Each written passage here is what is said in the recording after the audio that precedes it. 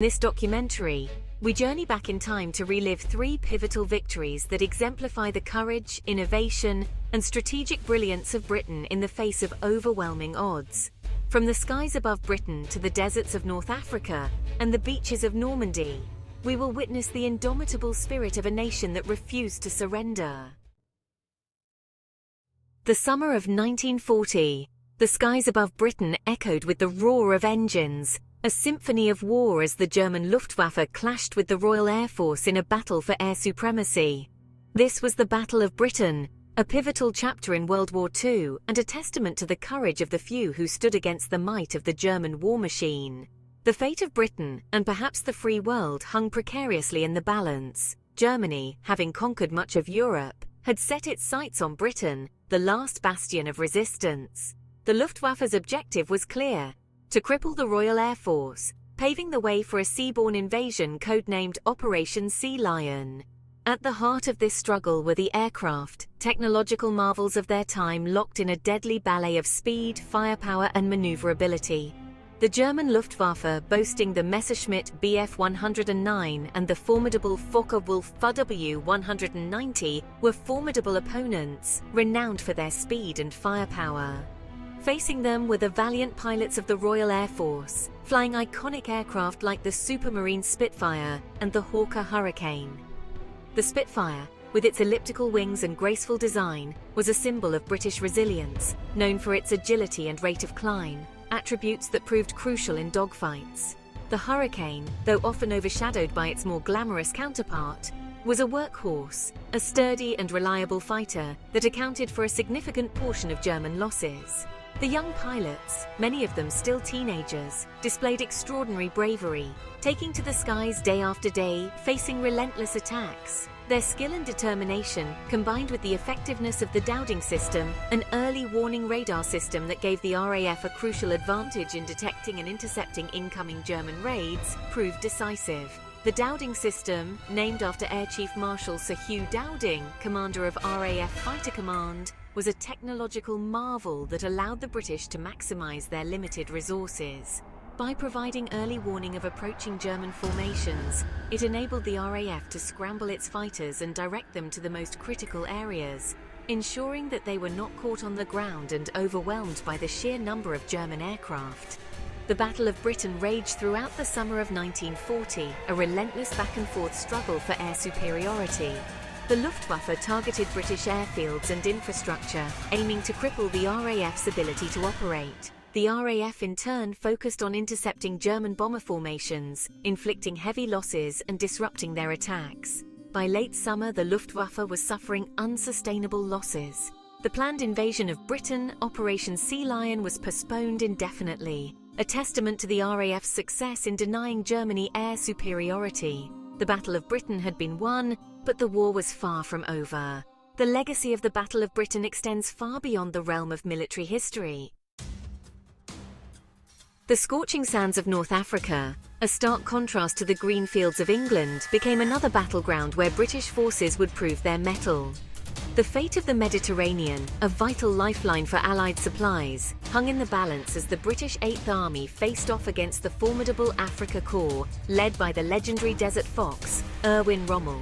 The Battle of El Alamein, fought in two distinct phases in 1942, marked a turning point in the North African campaign, halting Rommel's advance and ultimately shifting the momentum of the war in favour of the Allies.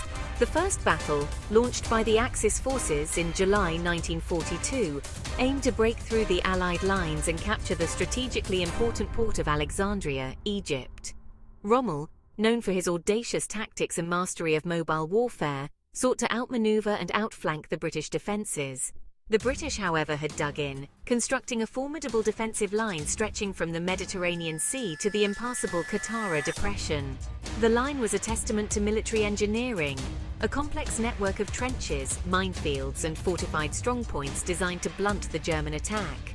Despite their preparations, the British faced a determined enemy, skilled in desert warfare. The Afrika Korps, equipped with tanks like the Panzer III and Panzer IV, posed a significant threat. Their mobility and firepower a constant challenge to the British defenders. The British, however, countered with their own armoured forces, fielding tanks like the Valentine, the Crusader, and the heavier Matilda II. These tanks, though perhaps not as individually impressive as their German counterparts, played a crucial role in the battle, their reliability and firepower proving their worth in the harsh desert environment. The First Battle of El Alamein ended in a stalemate. Rommel's forces, unable to break through the British defences, were forced to dig in. Their advance halted. The British, though exhausted, had held their ground, denying Rommel the decisive victory he sought. The Second Battle of El Alamein, launched in October 1942, would prove decisive.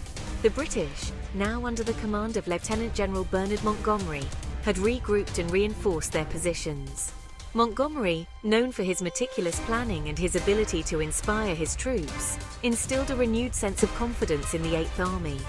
The Second Battle was a carefully orchestrated affair, a departure from the more fluid engagements that had characterized the North African campaign thus far. Montgomery, recognizing the importance of firepower and attrition, amassed a vast array of artillery, including the powerful 25-pounder field gun, which would play a crucial role in breaking the German defences. The Battle of El Alamein was over, a decisive victory for the Allies and a turning point in the North African campaign. The early hours of June 6, 1944, marked a pivotal moment in World War II, the launch of Operation Overlord, the largest amphibious invasion in history. The Allied forces, poised on the southern coast of England, prepared to cross the English Channel and confront the might of the German war machine on the beaches of Normandy, France. The Normandy landings, codenamed Operation Neptune, were the culmination of years of planning and preparation, a testament to the logistical and strategic prowess of the Allied forces. The operation involved a vast armada of ships, aircraft and men, all working in unison to achieve a common goal: the liberation of Western Europe from Nazi control. The British involvement in the Normandy landings was significant, encompassing land, sea and air forces. British and Canadian troops were tasked with securing 3 of the 5 landing beaches: Sword, Juno and Gold. Their objective was to establish a beachhead, push inland and link up with American forces landing at Utah and Omaha beaches. The ships that carried the British forces across the English Channel were a testament to naval engineering, a diverse fleet ranging from battleships and cruisers to destroyers, landing craft and minesweepers. Each vessel played a crucial role in the operation, from providing naval gunfire support to ferrying troops and supplies ashore. Among the most iconic of these vessels were the landing craft, specifically designed to deliver troops and vehicles onto the beaches. The Landing Craft Vehicle Personnel, LCVP, nicknamed the Higgins boat after its designer, was a ubiquitous sight on D-Day, its shallow draft and bow ramp allowing it to deliver its cargo directly onto the shore. The tanks that rumbled ashore alongside the infantry were equally vital to the success of the landings. The British employed a variety of tanks, each tailored for a specific role in the assault. The Churchill tank, heavily armoured and armed with a 75mm gun, was well suited for close-quarters combat and bunker busting. The Cromwell tank, faster and more mobile than the Churchill, provided crucial fire support and exploited breakthroughs in the German defences. The Sherman Firefly, a modified version of the American M4 Sherman tank, armed with the powerful British 17-pounder anti-tank gun, proved particularly effective against German armour. As dawn broke over the Normandy coastline, the Allied bombardment commenced, a thunderous barrage from naval guns and aircraft that shook the very ground. The German defenders, caught off guard by the sheer scale of the assault, fought back fiercely, their resistance stiffening as the day wore on. The British and Canadian troops, facing heavy fire and treacherous obstacles, displayed extraordinary courage and determination. The Normandy landings, though costly, marked a turning point in World War II. These 3 victories, each unique in its challenges and triumphs, serve as a powerful reminder of the pivotal role played by British forces in the Allied victory in World War II. The Battle of Britain showcased their resilience against seemingly insurmountable odds. The Battle of El Alamein marked a turning point in the North African campaign, and the Normandy landings paved the way for the liberation of Western Europe.